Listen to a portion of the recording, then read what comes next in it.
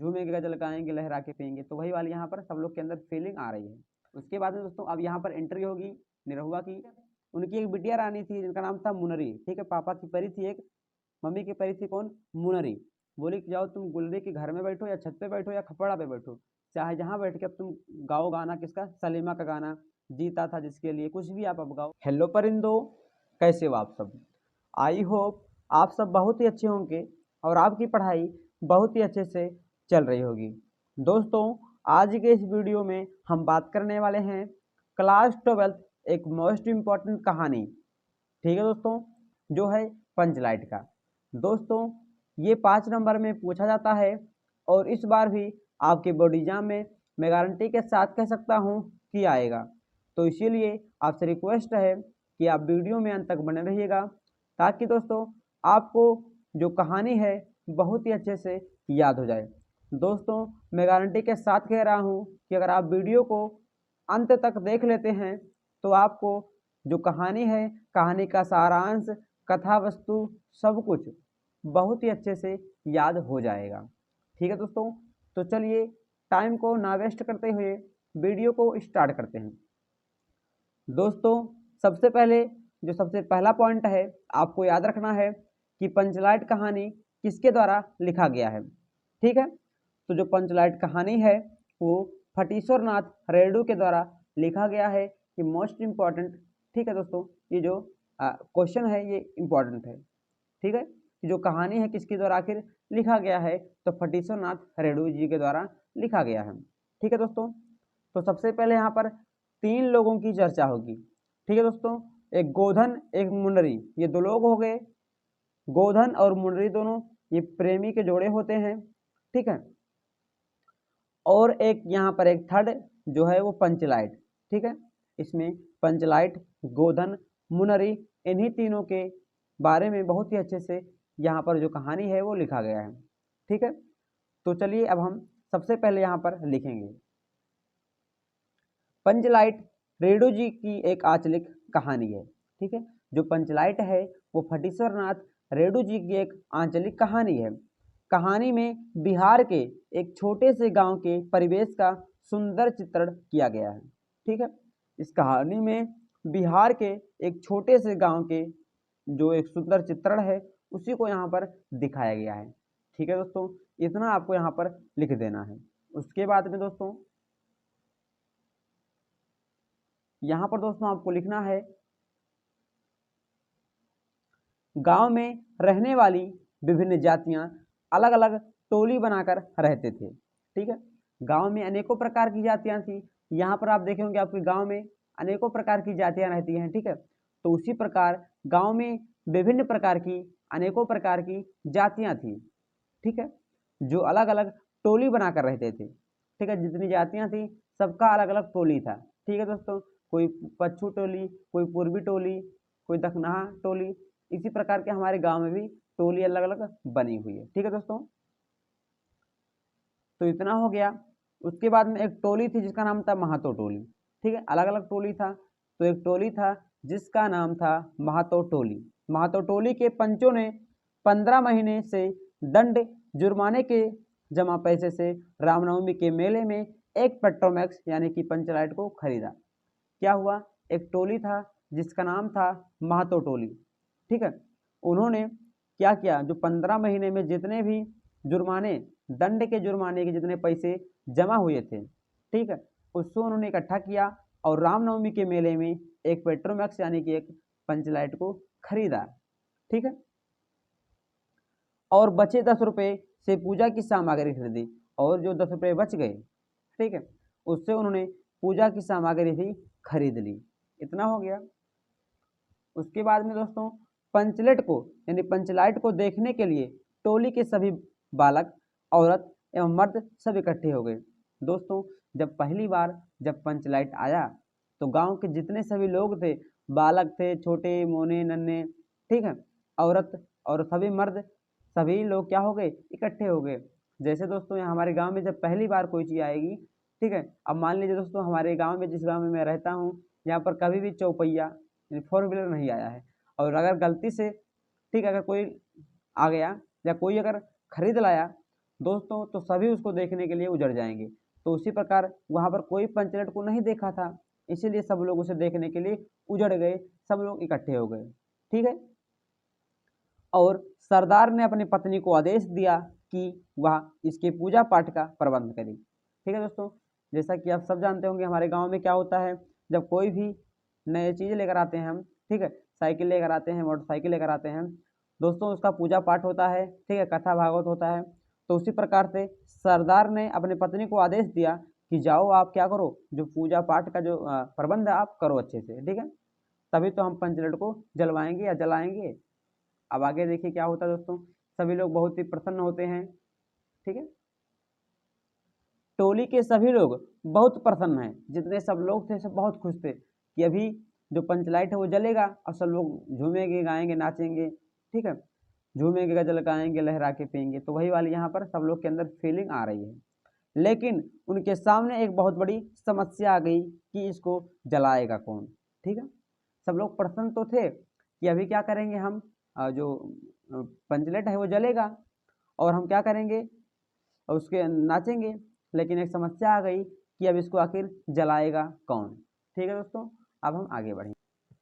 दोस्तों यहाँ पर आगे लिखा है, क्योंकि किसी को पंचलेट या पंचलाइट जलाना नहीं आता था। ठीक है, जितने लोग वहाँ उपस्थित थे उसमें कोई भी पंचलेट को जलाना नहीं जानता था, और किसी भी घर में अभी तक डिबरी भी नहीं जलाई गई थी। ठीक है, पंचलेट जलाना किसी को नहीं आता था, और अभी तक लगभग शाम हो चुके थे, रात्रि का समय था, लेकिन अभी तक किसी के घर में ढिबरी, दोस्तों ढिबरी होता है, हमारे यहाँ भी ढिबरी होता है। ठीक है, मिट्टी का बना होता है, उसमें तेल डाल देते हैं मिट्टी का और रात भर वो जलता है। ठीक है, तो वही होता है ढिबरी, और धीरे धीरे अभी वो भी समाप्त हो रहा है। ठीक है, तो अभी तक किसी के घर में ढिबरी भी नहीं जलाई गई थी। पंचलेट के ना जलने से पंचों के चेहरे उतर गए। ठीक है, जब पंचलेट को ना जला, ठीक है, तो पंच जितने लोग थे, पंच थे, वो उनके चेहरे जो है लाल पीले हो गए, सबके चेहरों से पसीने आने लगे, और राजपूत टोली के लोग उनका मजाक बनाने लगे। ठीक है, और जो सेकंड टोली थी, राजपूत टोली, सब उनका मजाक बनाने लगे कि देखिए आपसे हुआ ही नहीं, आप कर ही नहीं पाए, जिसे सब ने धैर्यपूर्वक सहन किया। अब करना क्या था, अब लोगों को सहन करना पड़ेगा। ठीक है, जब नहीं जला तो लोग मजाक उड़ाए, और आजकल मजाक तो लोग सबका उड़ाते हैं। ठीक है दोस्तों, तो इसीलिए लोग आपका भी मजाक उड़ाएंगे, लेकिन आपको हार नहीं मानना है। ठीक है, इसके बाद पंचों ने तय किया कि दूसरे टोली के वक्त से पंचलेट नहीं जलाया जाएगा, चाहे वह जले या वैसे ही पड़ा रहे। ठीक है, जो महातो टोली थे, सब लोगों ने फैसला किया कि अगर पंचलेट जलाएगा तो कोई हमारी टोली का लोग जलाएगा, कोई दूसरे टोली का व्यक्ति नहीं जलाएगा, चाहे पंचलेट जले या ना जले। ठीक है दोस्तों, यह फैसला लिया टोली के पंचों ने। उसके बाद में दोस्तों अब यहाँ पर एंट्री होगी निरहुआ की, और देखिएगा अब क्या होता है। गुलरी काकी की बेटी मुनरी गोधन से प्रेम करती थी। ठीक है दोस्तों, यहाँ पर एक गुलरी थी, काकी थी, उनका नाम था गुलरी काकी। ठीक है, उनकी एक बिटिया रानी थी जिनका नाम था मुनरी। ठीक है, पापा की परी थी एक, मम्मी की परी थी कौन, मुनरी। ठीक है, जो मुनरी थी वो गोधन से बहुत ज़्यादा प्रेम करती थी। ठीक है, प्यार करती थी, लव हुआ था उससे।